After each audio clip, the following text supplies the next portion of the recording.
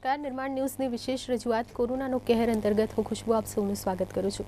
અત્યારે દેશમાં કે વિશ્વમાં જ્યાં પણ વાત કરવામાં આવે જે પરિસ્થિતિ અત્યારે જોવા મળી રહી છે કોરોના વાયરસને લઈને લોકો ભયના ઓથા હેઠળ જીવી રહ્યા છે। ભારતની અત્યારે વાત કરવામાં આવે તો ભારતમાં કેસોની સંખ્યા ભલે અત્યાર પૂરતી ઓછી કે મર્યાદિત જોવા મળી રહી હોય પરંતુ તે છતાં પણ આ પ્રકારની મહામારીને આ પ્રકારના એપિડેમિક્સને હળવાશમાં લઈ શકાય તેવું ન કહી શકાય કેમ કે શરૂઆતી અન્ય દેશોની પણ જ્યારે વાત કરવામાં આવે તો આ જ પરિસ્થિતિ અન્ય દેશોમાં પણ જોવા મળી પરંતુ ત્યારબાદ જે મહામારી ફાટી નીકળી છે જેટલા લોકો ભોગ બન્યા છે તે ધ્યાનમાં રાખીને તે વસ્તુને ઉદાહરણ સ્વરૂપે લઈને હવે આપણી ભારત સરકાર પણ કંઈક કડક એક્શન લે કડક પગલાં લે।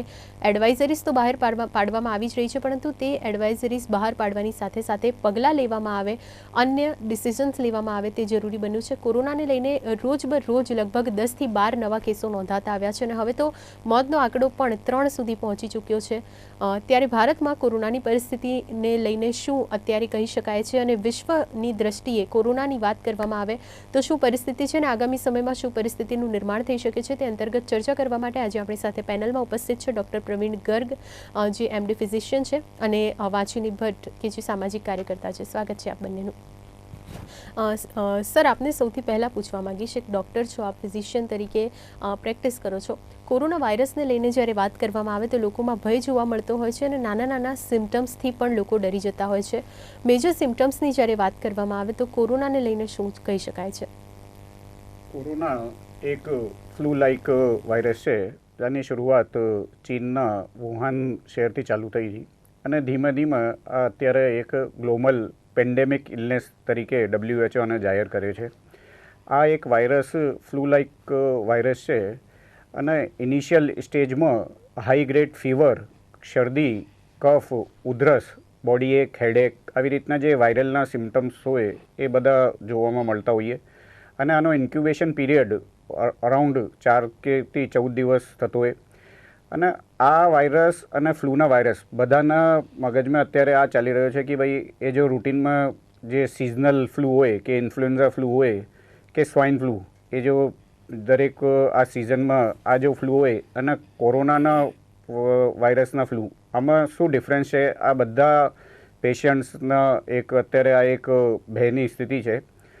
આમાં મૂળ ડિફરન્શિએશન કરવો જાતે થોડો ડિફિકલ્ટ છે પણ જેટલા ઓલરેડી પેશન્ટ ઇન્ફેક્ટેડ છે કેમ કે આ નવો વાયરસ છે અને જે પેશન્ટ ઓલરેડી ઇન્ફેક્ટેડ છે આની ઇપિડેમિયોલોજી અને સ્ટડીના અત્યારે જે રેકોર્ડ સામે આવી રહ્યા છે આમાં એવું છે કે ભાઈ કોરોનાના વાયરસમાં હાઈ ગ્રેડ ફીવર તાવ બહુ વધારે આવે ઇનિશિયલ સ્ટેજમાં અને શરદી કરતાં ડ્રાય કફ એટલે સૂકી ઉધરસ આવી રીતના સિમ્ટમ્સ વધારે જોવા મળે તો એટલે બીજા ફ્લૂ કરતાં આમાં શરદી થોડી ઓછી જોવામાં મળી રહી છે અને વાયરસમાં હાઈ ગ્રેડ ફીવર અને ડ્રાય કફ અને જ્યારે આ વાયરસ લંગ્સમાં પહોંચી જાય પછી આ adult respiratory distress syndrome ARDS અને પછી ધીમે ધીમે લંગ્સ ઉપર અસર કરે તો પછી તમારે બાયલેટરલ ન્યુમોનિયા, પ્લુરલ ઇફ્યુઝન લંગ્સમાં ખાસો ડેમેજ કરે અને એકવાર લંગ્સ ઇન્ફેક્ટેડ અને ડેમેજ થયા પછી મલ્ટી ઓર્ગન ફેલિયર એટલે બધા ઓર્ગન ઉપર ધીમે ધીમે આ વાયરસ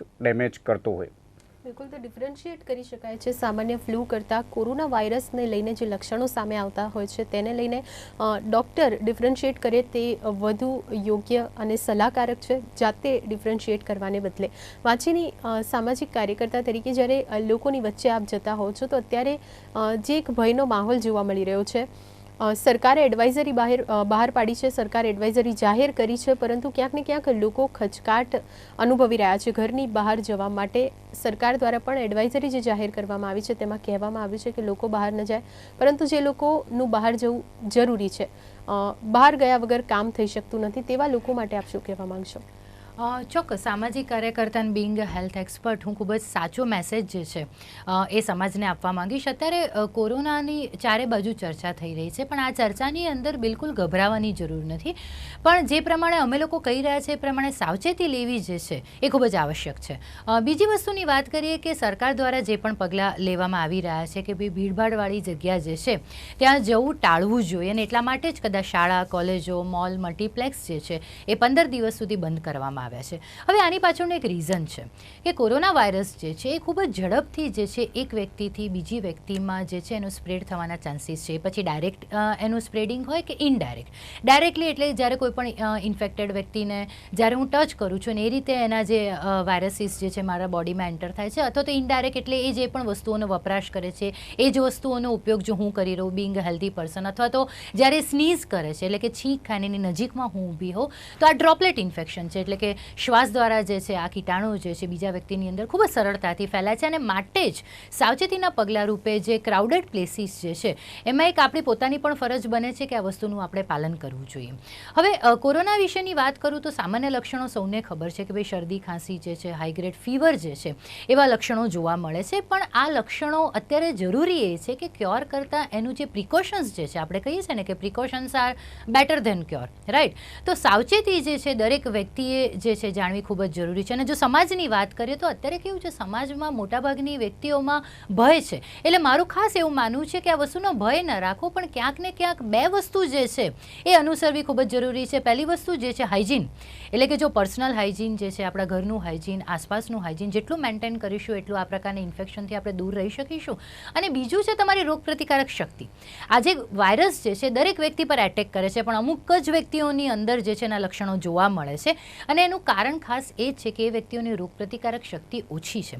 બીજું તમે જોજો કે સમાજમાં જેટલા પણ કેસીસ જે છે કોરોનાના જોવા મળે છે, જ્યાં કોમ્પ્લિકેટેડ કેસીસ જોવા મળે છે, મોટે ભાગે જે છે એક્સ્ટ્રીમ એજ ગ્રુપ્સ જે છે, જેમ કે બાળકો, અને બીજી બાજુ આપણે જોવા જોઈએ તો જે મોટી ઉંમરની વ્યક્તિઓ છે. હવે આ બંને એજ ગ્રુપમાં થાય છે શું કે આ લોકોની રોગપ્રતિકારક શક્તિ જે છે કમ્પેર ટુ ધ એડલ્ટ એ ઘણી ઓછી છે. બીજું કે મોટી ઉંમરની વયની વ્યક્તિઓમાં જે છે અમુક વખતે લાઇફસ્ટાઇલ ડિસઓર્ડરના કારણે મેડિસિન્સ પણ કન્ટિન્યુએશન જે છે, જેમ કે બ્લડ પ્રેશર હોય, થાઇરોઇડ હોય, ડાયાબિટીસ હોય, ને એ બધાના કારણે મેડિસિન્સ પણ એમની રેગ્યુલર બેઝ ઉપર ચાલતી હોય છે.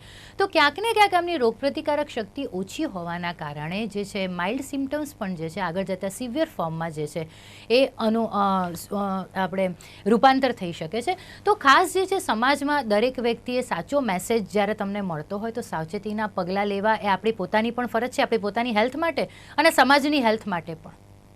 બિલકુલ. તો ક્યાંક ને ક્યાંક આપણે પોતે પણ સાવચેતી રાખવાની જરૂર છે, પ્રિકોશન્સ લેવાની જરૂર છે, જેથી કરીને રોગમાં આપણે ન સપડાઈ જોઈએ ને આપણી આસપાસના જે લોકો છે તે પણ તેનાથી બચી શકે. ડૉક્ટર, જે પ્રકારે વાત કરવામાં આવે કે કોઈ પણ મહામારીને અલગ અલગ 3 સ્ટેજીસમાં ડિવાઈડ કરી શકાય કે 4 સ્ટેજીસમાં ડિવાઈડ કરી શકાય. ઓફ રેકોર્ડ આપણે અત્યારે જે પ્રમાણે ચર્ચા કરી રહ્યા હતા, શું કહી શકાય ભારતમાં કોરોના વાયરસની મહામારી અત્યારે કયા સ્ટેજમાં છે? જો આ જો પેન્ડેમિક ઇલનેસ છે અને 4 સ્ટેજીસ હોય છે.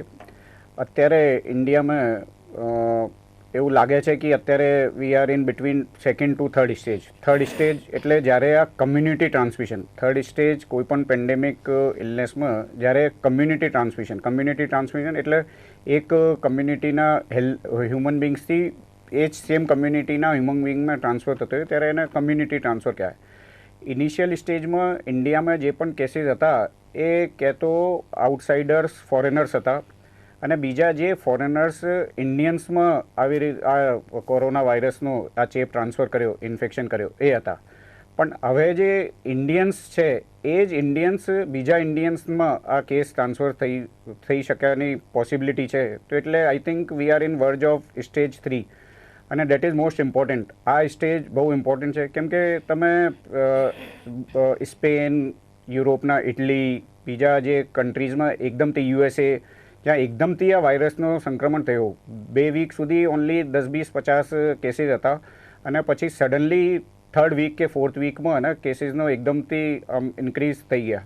તો એ પણ human to human transmission country wide ચાલુ થઈ ગયો.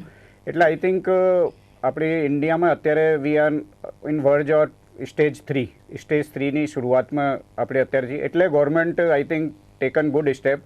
અત્યારથી કોલેજ, સ્કૂલ, મોલ, મલ્ટીપ્લેક્સ, જે જ્યાં ક્રાઉડેડ પ્લેસીસ એકસાથ ઇકઠ્ઠા નહીં હોય, એ જે ગવર્મેન્ટ અત્યારે જે એ લીધા છે, I think that is a good step for community transmission.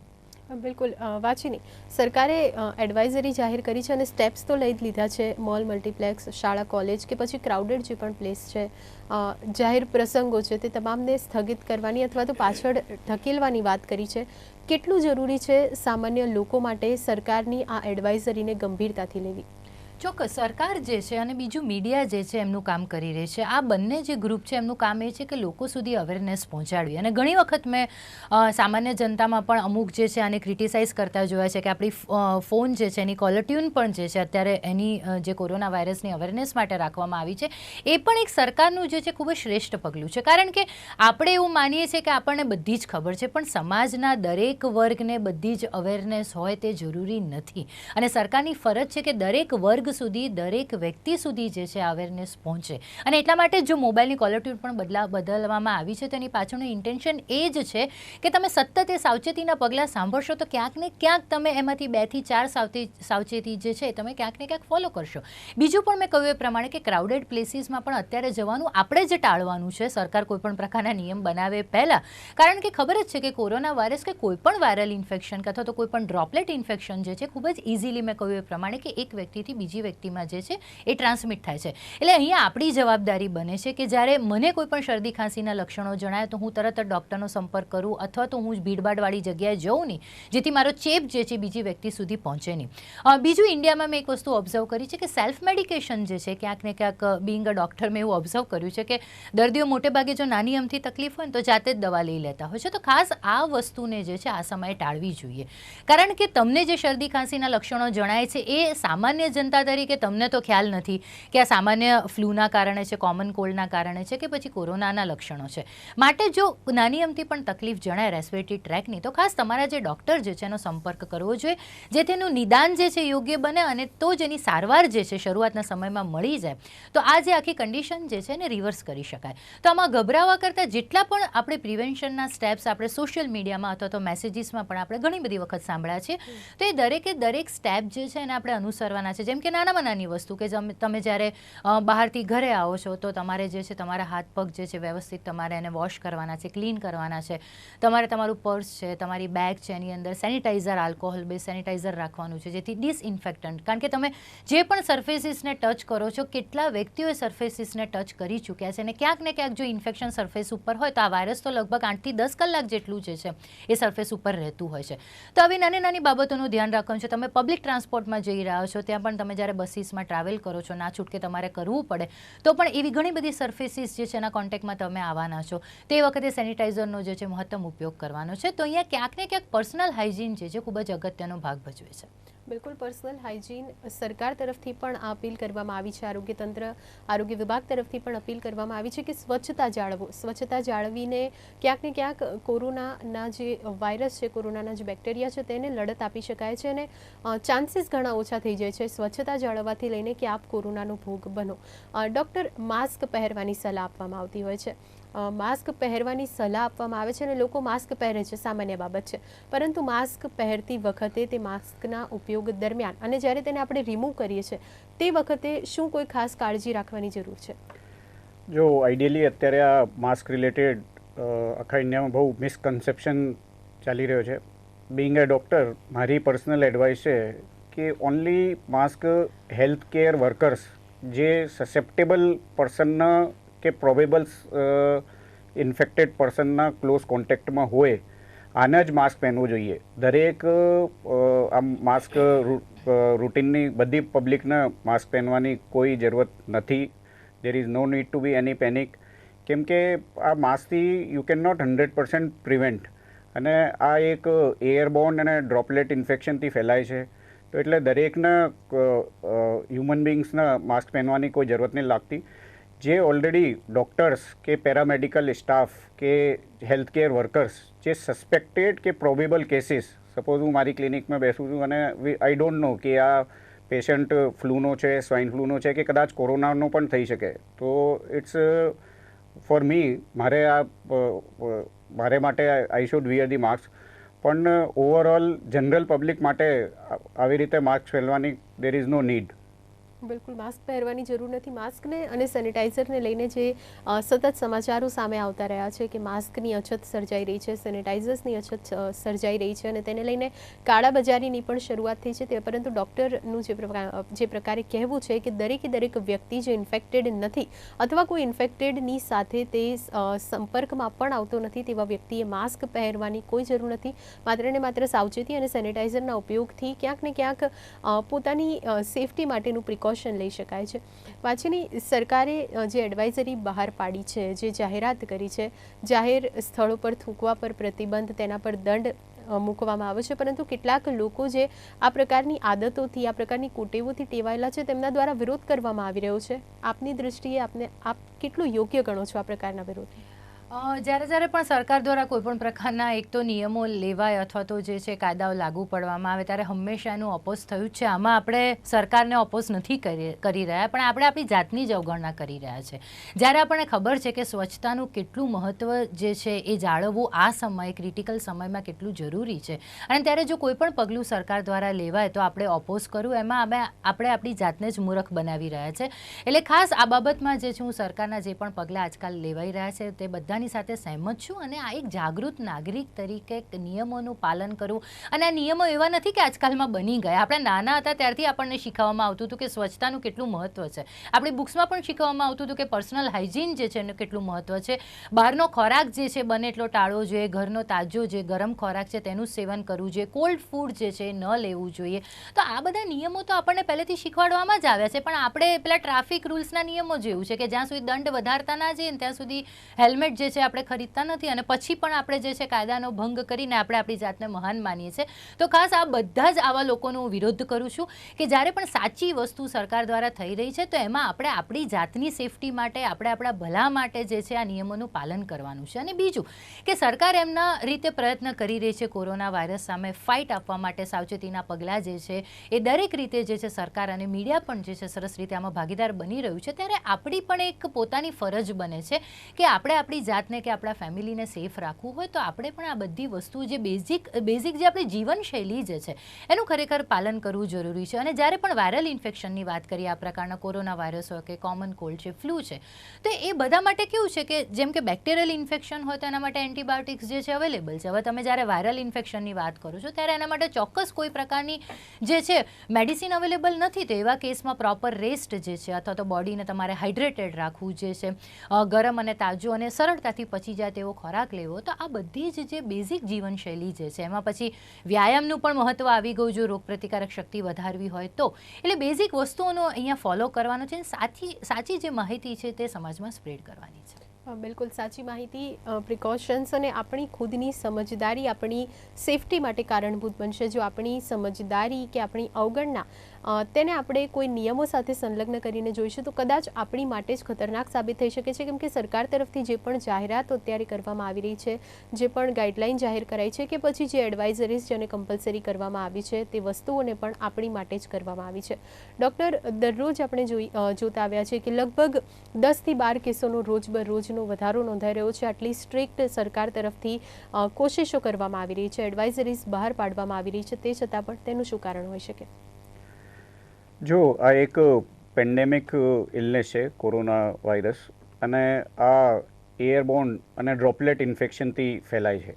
તો એટલે આનો ટ્રાન્સમિશન પ્રેક્ટિકલી રોકી નહીં શકાય, કેમ કે આ ઇન્ફેક્ટેડ પર્સનથી બીજા હેલ્ધી હ્યુમન બિંગ્સમાં ટ્રાન્સફર થતું હોય. તો એટલે જ્યારે પણ કોઈને પણ early stage high grade fever, શરદી, કફ, ઉધરસ લાગે તો એમને કહેતો ડૉક્ટરની સલાહ મુજબ ડે 1થી ટ્રીટમેન્ટ ચાલુ કરવો જોઈએ. અને બીજું, અત્યારે આ કોરોનાના એપિડેમિકમાં સેલ્ફ આઇસોલેશન ડે 1માં જ સેલ્ફ આઇસોલેશન જ કરી લેવો જોઈએ, કે એટલે સ્કૂલ, કોલેજ કે ઓફિસમાં જવાનો અવોઇડ કરવો જોઈએ. અને આ ઇન્ફેક્શન કોઈ નાના બાળક કે બીજા જો એલ્ડરલી ઘરમાં છે, એમને diabetes, blood pressure, heart, kidney, જે લો ઇમ્યુનિટીના પ્રેગ્નન્ટ વિમેન્સ, જે લો ઇમ્યુનિટીના સસેપ્ટેબલ ગ્રુપ્સ ઓફ પેશન્ટ છે, આમાં આ ઇન્ફેક્શનનો ટ્રાન્સમિશન નહીં થાય. એટલે અર્લી સ્ટેજ ઓફ સિમ્ટમ્સ દેખાય તો સેલ્ફ આઇસોલેશન જ કરી લેવો જોઈએ અને ડૉક્ટરની સલાહ મુજબ જ સ્ટેજ 1માં જ ટ્રીટમેન્ટ ચાલુ કરી દેવો જોઈએ. બિલકુલ. તો ક્યાંક ને ક્યાંક આપણી સતર્કતા જો આપણે દાખવીશું, આપણને લઈને કે આપણા પરિવારજનોને લઈને સતર્કતા દાખવીશું, તો મહામારી જે અન્ય દેશોમાં આપણે પ્રમાણ જોઈ રહ્યા છે વધુ ને વધુ ઝડપી ફેલાઈ રહી છે, તે કદાચ આપણા દેશમાં ન ફેલાય અને આ મહામારીનો ભોગ બનવાથી આપણે ખુદ અને આપણા જે સગા સંબંધીઓ છે કે આપણી આસપાસના જે લોકો છે તેમને પણ આપણે બચાવી શકીશું. વાંચીની પીએમ તરફથી એક મહત્ત્વની જાહેરાત આજે સામે આવી છે કે જે પણ કોરોના વાયરસની માટે કોઈ દવા કે કોઈ ઇલાજ સજેસ્ટ કરે છે અને તે જો કારગર સાબિત થાય છે તો ₹1 લાખનું ઇનામ પણ તેને પીએમ તરફથી આપવામાં આવશે. અત્યારે પણ આપણે જોઈએ છીએ કે સોશિયલ મીડિયાસ પર મેસેજ થ્રુ ઘણા બધા એવા નુસ્ખાઓ આવતા હોય છે, પરંતુ આ પ્રકારના કોઈ પણ નુસ્ખાઓને અજમાવી લેવા કેટલું સેફ છે? એક તો સોશિયલ મીડિયા ઉપર કોઈ પણ પ્રકારના મેસેજીસ સ્પ્રેડ થાય ને એટલે પહેલાં તો આપણે એ જાણવું કે મેસેજીસમાં સચ્ચાઈ કેટલી છે અને સાચી વસ્તુ હોય એને જ ફોલો કરવી.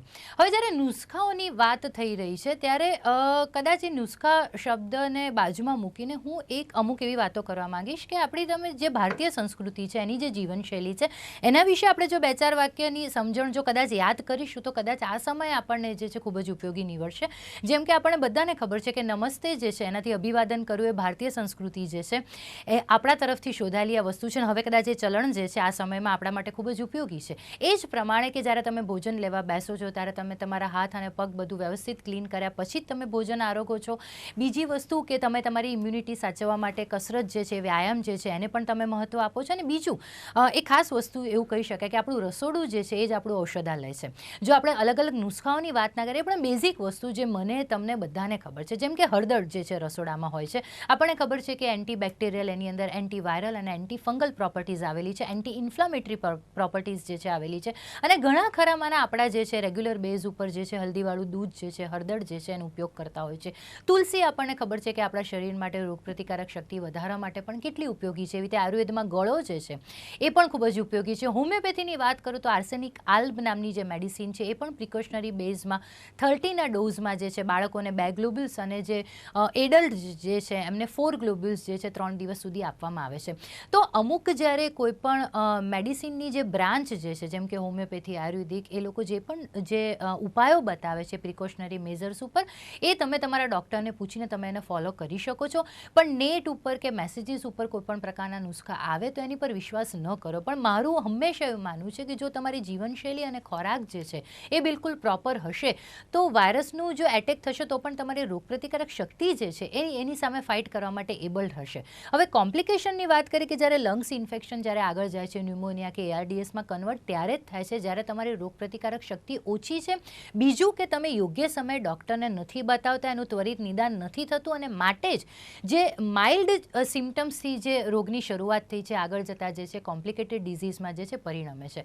તો આમાં તમારે તમારી જાત માટે જાગૃત રહેવાનું છે અને તો જ તમે કદાચ આજે વાયરલ ઇન્ફેક્શનનો જે માહોલ ક્રિએટ થયો છે, જે વાતો સાંભળવા મળે છે, એની સામે આપણે સક્ષમ રીતે સાથે મળીને સાચી સમજૂતીથી આપણે જે છે લડી શકીશું. બિલકુલ. ક્યાંક આપણી જે સતર્કતાની, આપણી સાવચેતીની જરૂર છે અને યોગ્ય સમયે ડૉક્ટરને કન્સલ્ટ કરવું ખૂબ જરૂરી છે. જો આપને પણ કોરોનાને લગતા કોઈ લક્ષણો જણાઈ રહ્યા છે તો ડૉક્ટરનો સંપર્ક કરવો, ન કે જાતે પોતાના કોઈ પણ ઘરેલું નુસ્ખાઓ અપનાવીને પોતાના સ્વાસ્થ્ય સાથે ચેડા કરવા. ડૉક્ટર, હેલ્થ અને ઇમ્યુનિટી સિસ્ટમની જ્યારે વાત કરવામાં આવે તો જે પણ લોકોની રોગ પ્રતિકારક શક્તિ વધારે છે તે સેફ છે, પરંતુ ઓન અધર સાઇડ જ્યારે લોકો વૃદ્ધ થઈ રહ્યા છે કે પછી બાળકો છે તેમનામાં જોખમ વધુ છે. આવા બે અલગ અલગ એજના લોકો માટે શું ખાવું વધુ હિતાવહ છે? કેવા ખોરાકનું વધારે સેવન કરવું કે જેથી કરીને રોગ પ્રતિકારક શક્તિમાં વધારો થાય? ત્યારે આ કોરોના વાયરસમાં પેન્ડેમિકમાં જેટલા પણ ડેથ થયેલા છે ચાઇનામાં, યુએસમાં, ઇટલીમાં, સ્પેનમાં, આની જે ડિટેલ સ્ટડી અત્યારે સામે આવી છે, આમાં મોસ્ટલી ઓવરઓલ 80 to 90% આ સબગ્રુપના પેશન્ટ કહે તો 60 યર્સ પછીના છે અને બીજા બધાને જોડે જોડે કોઈ કોરમોર્બિડિટી ઇલનેસ છે. કોરમોર્બિડિટી ઇલનેસ એટલે diabetes, blood pressure, heart, COPD, HIV, બીજા કોઈ કેન્સર, આવી રીતની જે કોમોર્બિડ ઇલનેસ છે જોડે એ લોકોને આ વાયરલનો સંક્રમણ વધારે જોવામાં મળી રહ્યો છે.